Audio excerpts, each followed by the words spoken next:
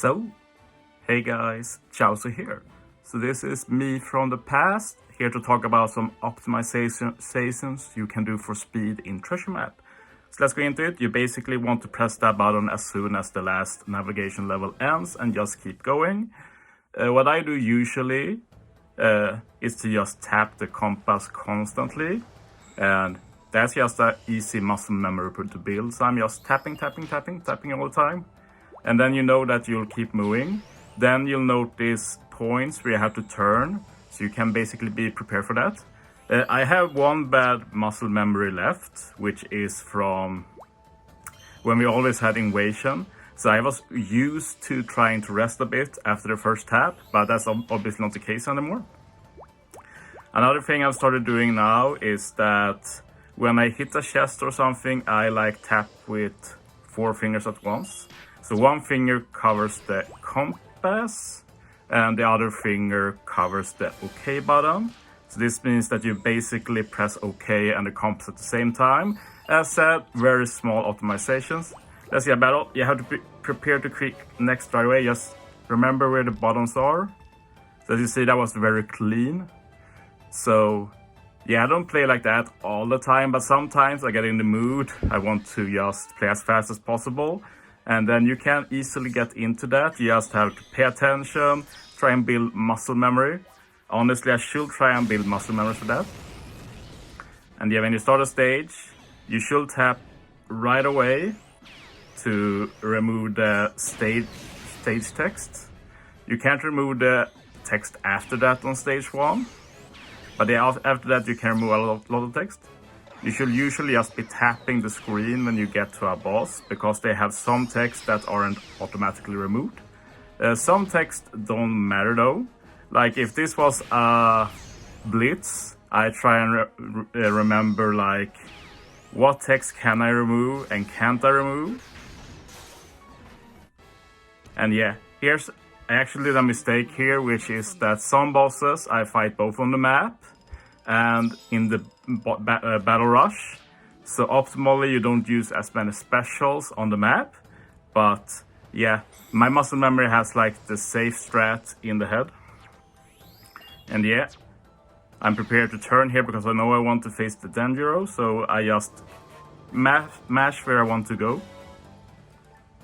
And yeah, you can just mash the locations you know you have to press before it appears. So yeah, Treasure Map is a lot about mashing. So like that versus Danjiro sign, you can press away, not this battle sign. So that's good to know. Usually I just press anyway, like while I'm talking now, I'm just pressing with the finger like constantly. And you can just change the fingers around as well. As for some overall strat, I say this often, the best strat for Treasure Map is that you need to play so you don't burn out. And that might be different to different people. For me it is pay as little attention as possible to Treasure Map. But this is obviously a line you have to walk. Basically, how should I say this? You want to automatize as much as you do as possible, so you don't really pay attention, you just do it. As the meme says, you just do it. You don't have to think about it, just act. And this requires that you really build in your head what to do, so the body just does it for you. Another thing to note is that I can take that later after the battle. There are a lot of small optimizations you can do. So yeah, I'm prepared to press the OK here and then OK here.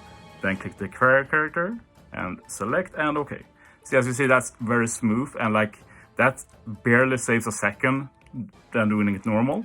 But remember, that's a second every single boss fight, so that's like 5-6 seconds per run, and then add to every run, and then you add every other small optimization you can do. It will add up over time. And you should also learn like when you can use a special. It's a bit of a timing thing. But the automatization, so basically once you get used to your team, what you need to do, you start doing other stuff. I always do something else while doing Treasure Map. I can watch Netflix, I can talk with people on Discord, I can prepare some work for my like real work or such. there's so much you can do. You don't really need to pay that much attention once you get going, and it gets easier the more you practice. But yeah, I'm just tapping. Look here when we get a screen here after the battle. That's RNG. It can be in different sizes and positions. So you basically have an iPad, so the screen is large. So I put like 3 fingers to cover like the most usual spots. That usually lets me hit OK as fast as possible.